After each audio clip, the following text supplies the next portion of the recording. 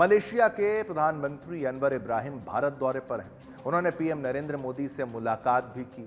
दिल्ली में आयोजित Indian council of world affairs के एक कार्यक्रम में पीएम अनवर इब्राहिम से विवादित इस्लामिक उपदेशक जाकिर नाइक के प्रत्यार्पण के बारे में भी सवाल पूछा गया। हालांकि ऑफिशियल टॉपिक अगर बात करें प्रधानमंत्री के बीच में बात का नहीं था, लेकिन यह सवाल पूछा गया। अब उसका जवाब जो दिया गया, उसके जवाब में उन्होंने कहा, मलेशिया के प्रधानमंत्री ने, कि अगर नाइक के खिलाफ पर्याप्त सबूत मुहैया कराए जाएंगे तो उस पर कार्रवाई की जाएगी। उनका यह भी कहना है कि हम आतंकवाद से निपटने के लिए प्रतिबद्ध हैं। जाकिर नाइक भारत का वांछित है और उस पर मनी लॉन्ड्रिंग और नफरती भाषणों के जरिए धार्मिक कट्टरता फैलाने के आरोप हैं। वहीं 2017 में भारत से वह चला गया था, भाग गया था। महातिर मोहम्मद के नेतृत्व वाली पिछली सरकार ने उसे मलेशिया में स्थायी निवास की अनुमति दी थी। माना यह भी जाता है कि नाइक अनवर इब्राहिम के भी करीबी हैं और मलेशियाई मुसलमानों पर भी अच्छा खासा प्रभाव है।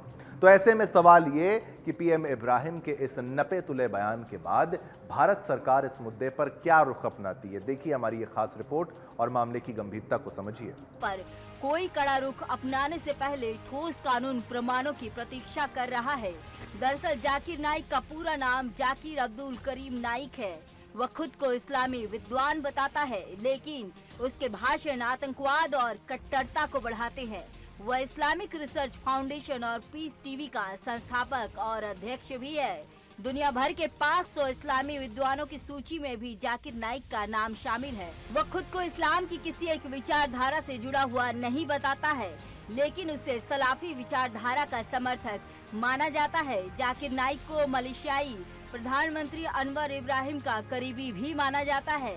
जाकिर नाइक को कई बार अनवर इब्राहिम के साथ देखा गया है। दोनों की एक साथ में कई तस्वीरें भी आ चुकी हैं।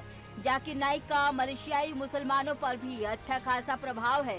ऐसे में मलेशियाई नेताओं के लिए जाकिर नाइक का आशीर्वाद लेना मजबूरी बन चुका है। ऐसे में देखना ये होगा कि अगर भारत ठोस सबूत पेश करता है तो क्या इब्राहिम अपनी बातों पर अड़े रहते हैं या जिहादी जाकिर को बचाएंगे।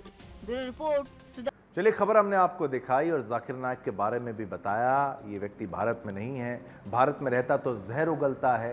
कई आतंकवादी इससे इंस्पिरेशन लेते हैं, इससे प्रोत्साहन लेते हैं। प्रोत्साहन देने वाला आतंकवादियों को ये वो जाकिर नाइक है जो इस वक्त मलेशिया में बैठा है, सोच रहा है मैं बाहर हूं तो बच जाऊंगा। और ये वो व्यक्ति है, इतना घृणित है, ये इतनी घृणा भरी हुई है।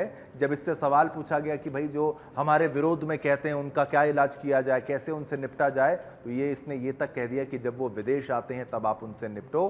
तो ये हिंदुओं के तो खिलाफ है ही, और हिंदुओं को नीचा दिखाने का इसने किसी भी अपने प्रोग्राम में, कार्यक्रम में मौका नहीं छोड़ा। और देखिए इसके साथ वही हुआ, बुरा करने वाले का बुरा होता है।